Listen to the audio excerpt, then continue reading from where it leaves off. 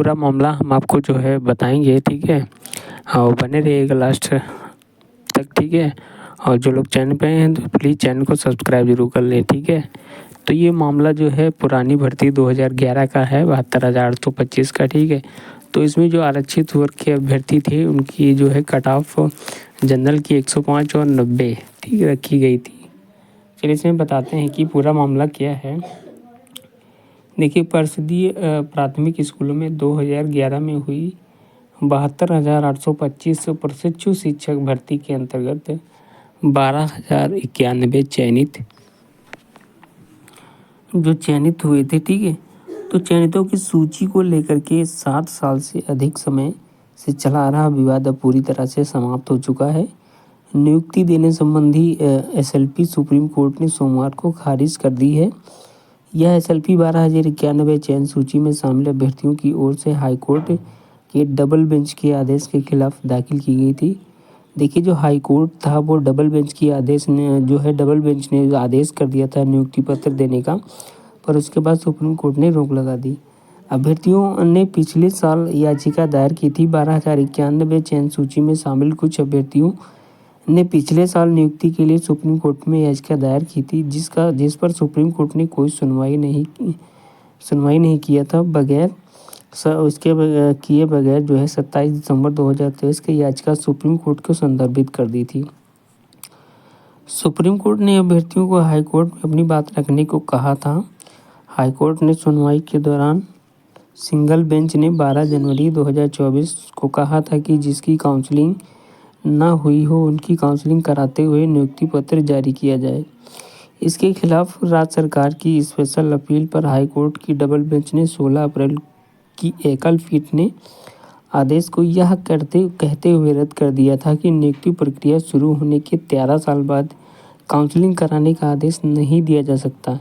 इससे असंतुष्ट 12,091 जो चयन सूची में शामिल कुछ अभ्यर्थियों ने सुप्रीम कोर्ट में याचिका दायर कर दी, जो सोमवार को खारिज हो गई।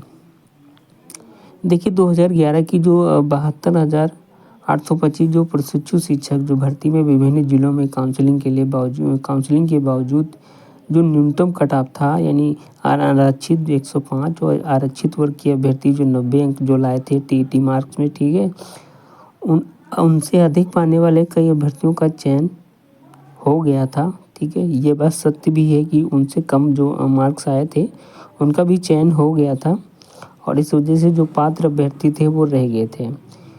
और आगे क्या है, इसके खिलाफ प्रतापगढ़ के अभ्यर्थी राहुल पांडे की ओर से की गई याचिका पर सुप्रीम कोर्ट ने 2 नवंबर 2015 को उन अभ्यर्थियों से प्रत्यावेदन लेने का भी आदेश दिया था जिनका कट ऑफ अधिक था पर चयन से वंचित रह गए थे।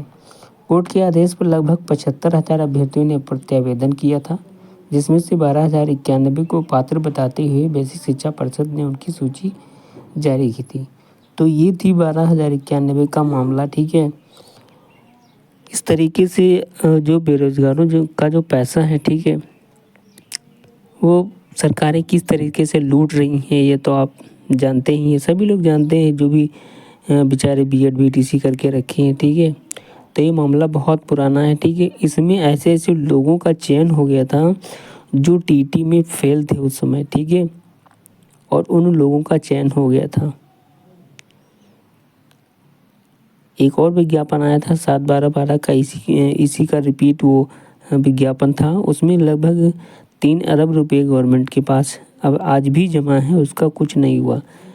और जबकि उसमें कम से कम 838 लोगों को नियुक्ति भी दे दी गई थी, ठीक है। तो ये काफ़ी पुराना मामला है, ठीक है, और इसको सुप्रीम कोर्ट में रद्द कर दिया है। अब ऐसे अभ्यर्थियों का क्या होगा, क्या भविष्य होगा, कोई भर्ती भी तो नहीं आ रही है।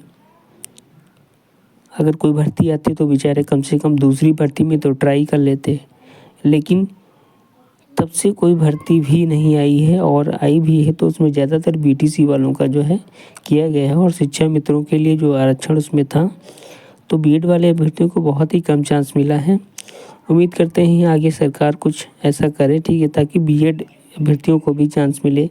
बीएड हो या बीटीसी सभी जो है तैयारी करते हैं, लेकिन कम से कम उनके लिए कोई सरकार वैकेंसी निर्धारित करे बीटीसी के लिए अलग, और चूँकि बीएड जूनियर में हो चुका है तो उसकी भी वैकेंसी आनी चाहिए।